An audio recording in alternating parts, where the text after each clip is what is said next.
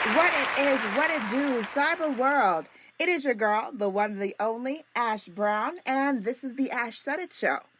Over 1,900 episodes, 500,000 streams worldwide since 2014, and growing, and I appreciate you guys. Thank you so very much. And yes, we're well into the winter holidays, and I would say the best way to unwind and really get into the whole festivities of it all is some good food. All right. I've got with us the author of the Unofficial Genshin Impact Cookbook, Kierra Sondereker. Hey, Kierra. Hi. Thank you so much for having me. Not a problem. Thank you so much for joining us. So, Kierra, what part of the country are you at today? I am on sort of the East Coast. I'm actually in Ohio right now. Oh, okay. All right. We'll take that. Now, is Ohio getting some cold temperatures like we're having in the South? Yes, it definitely is. It snowed a little bit here yesterday, but nothing sticking really yet. I'm anticipating it will continue to get colder. Gotcha. All right. So, Kierra, I want to talk about what was the driving force to you writing this book, this cookbook. Mm-hmm. Yeah, so it's kind of twofold. I am really lucky enough to work for a book publisher. I'm an editor at Ulysses Press, which is an indie publisher based in Brooklyn and in Berkeley, California. I work out of the Brooklyn office, but we really do a lot of pop culture nonfiction, and a lot of that includes cookbooks. And we also do a lot of... we have this like authorship program, which is essentially where people who work at Ulysses can like author a book in-house if we have like a good idea that fits with Ulysses Press, the books that we publish. Right. So I work there, and then I'm also a huge fan of Genshin Impact. I have been playing the game pretty much since it came out.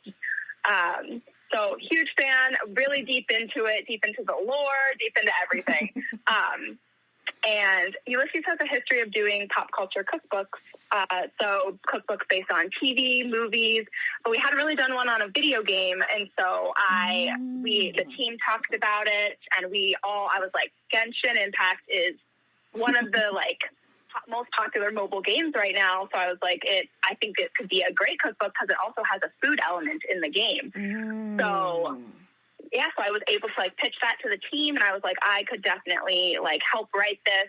I'm no chef, so I was like, I would definitely need to work with a recipe developer, but I could get, like, the base information out there and, like, the type of recipes we would want, and then, work with a recipe developer to bring it to life. And the team loved it, so that's kind of where the book idea came from. Wow, that is super cool. I love hearing that. Now, for people that are not familiar with the game, could you give us like a brief like synopsis of what it is?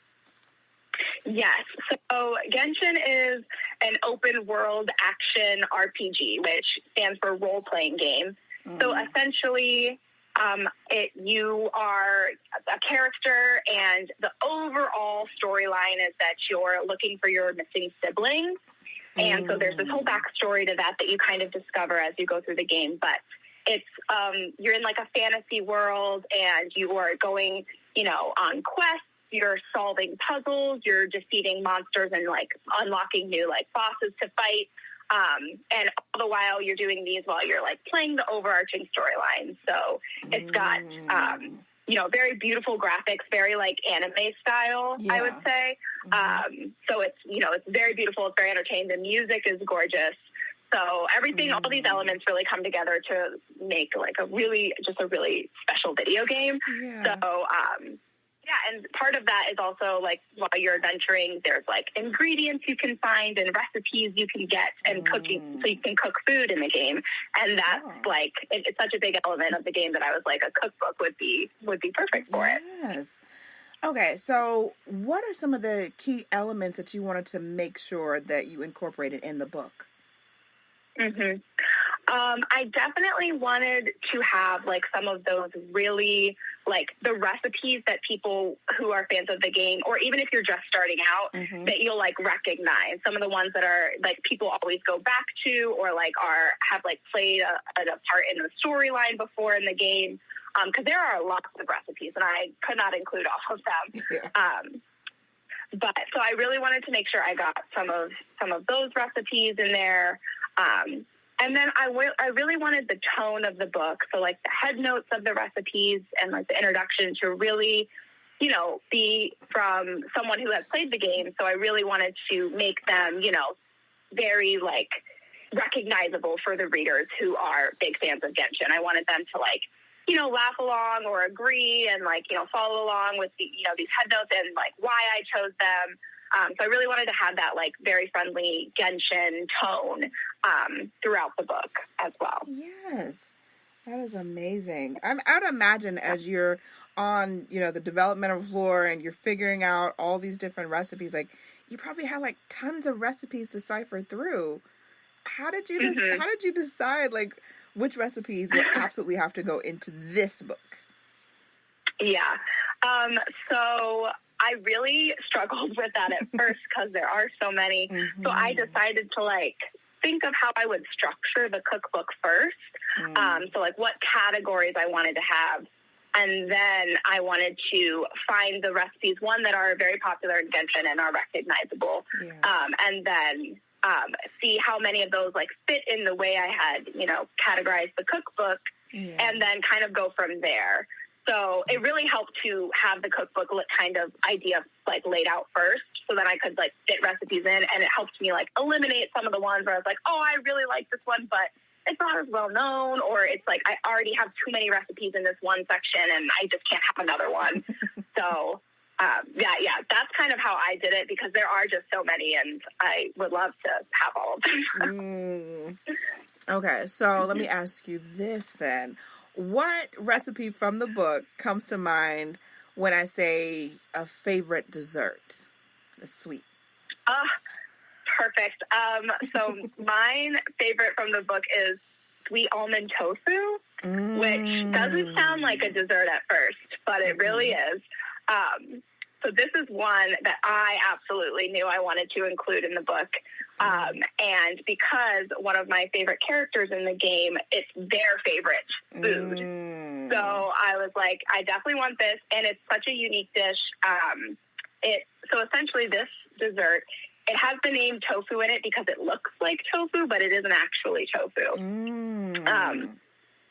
So it comes from, it's a dish it's based off of a Chinese dish that is called like almond tofu, or it has a variety of names similar to that. And it's basically a sweet jelly dessert, and it comes from using like blending almonds or it can be apricot kernels, and you like blend that and you strain it, and then you like cook it and boil it until it becomes this kind of jelly substance that you then set.